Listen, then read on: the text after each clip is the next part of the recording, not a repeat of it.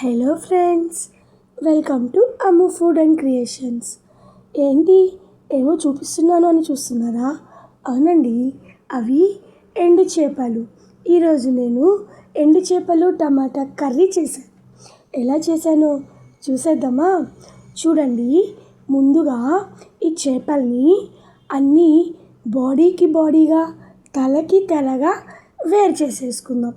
చూడండి ఎలా చేసేసారు.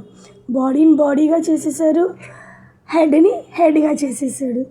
తర్వాత ఇలా చేసుకున్న ఈ చేపల్ని కొంచెం మరుగుతున్న నీళ్లు పోసేసుకుని నీట్గా క్లీన్ చేసేద్దాము. ఎందుకంటే ఇందులో ఇసుక మట్టి ఉంటుంది కాబట్టి అది మొత్తం క్లీన్ చేసేసుకుందాం.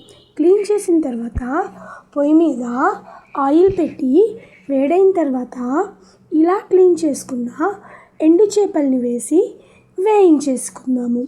ఇవి ఇలా వేయించటం వలన వాసన అనేది రాకుండా ఉంటుంది. తర్వాత ఇవి ఒక ప్లేట్లోకి తీసేసుకుందాము. తర్వాత పొయ్యి మీద ఆయిల్ పెట్టి కాగాక అందులో కొంచెం జీలకర్ర, కొంచెం ఆవాలు, అలాగే కొంచెం మెంతులు వేసి వేయించుకుందాము. ఇలా వేగిన ఈ తిరగమాతలో సన్నగా తరిగిన ఉల్లిపాయ ముక్కల్ని వేసేసుకుందాము. ఇలా ఉల్లిపాయ ముక్కలు వేసుకున్నాం కదా, తర్వాత కొన్ని పచ్చిమిరపకాయలు కూడా వేసేసుకుందాము. ఇప్పుడు ఈ పచ్చిమిరపకాయల్ని ఉల్లిపాయల్ని లైట్ గోల్డెన్ కలర్లో వచ్చేదాకా వేయించుకుందాము. తరువాత అల్లం వెల్లిపాయ పేస్ట్ వేసుకోవాలి. ఆ వీడియో క్లిప్పింగ్ నేను మిస్ చేసేసాను. తర్వాత కొన్ని టమాటా ముక్కల్ని వేసేసుకుందాము. ఇలా వేసుకున్న ఈ టమాటా ముక్కల్లో మన టేస్ట్కి తగ్గ సాల్ట్ వేసేసుకుని కలిపేద్దాము. తర్వాత ఇందులో కొంచెం పసుపు కూడా యాడ్ చేసేసుకుని ప్లేటు పెట్టేసుకుని ఉడకనిచ్చేద్దాము. ఒక్క పావుగంట మీడియం ఫ్లేమ్లో. పావుగంట తర్వాత చూడండి ఒక్కసారి ఎలా ఉడికాయో ఈ టమాటాలు, ఉల్లిపాయలు చాలా బాగా ఉడికాయి కదా, మెత్తగా.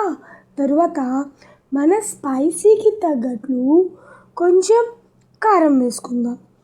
దానితో పాటు కొంచెం ధనియాల పొడి కూడా వేసుకుందాం. ఇలా ధనియాల పొడి వేయటం వల్ల కూరకి చాలా టేస్ట్ వస్తుందన్నమాట.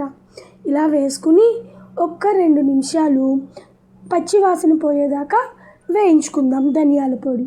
తర్వాత ఇందులో ముందుగా వేయించి పెట్టుకున్న చేపల్ని వేసేసుకుని ఒకసారి కలిపేసుకుందాం. ఇలా కలుపుకున్న ఈ టమాటాలు చేపలకి కొంచెం చింతపండు పులుసు పోసేద్దాము.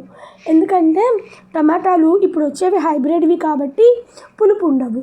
సో అందుకని కొంచెం చింతపండు రసం యాడ్ చేసేసుకుని కొన్ని వాటర్ యాడ్ చేసుకుని ఉడకనిచ్చేద్దాము.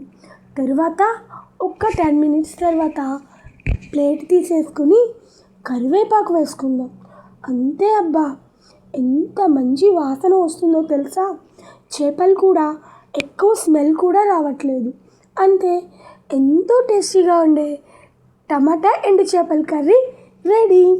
దీనిని వేడి వేడి అన్నంలో కనుక తింటే చాలా బాగుంటుంది. మీకు కనుక నచ్చితే లైక్ చేయండి, కామెంట్ చేయండి, సబ్స్క్రైబ్ చేయండి.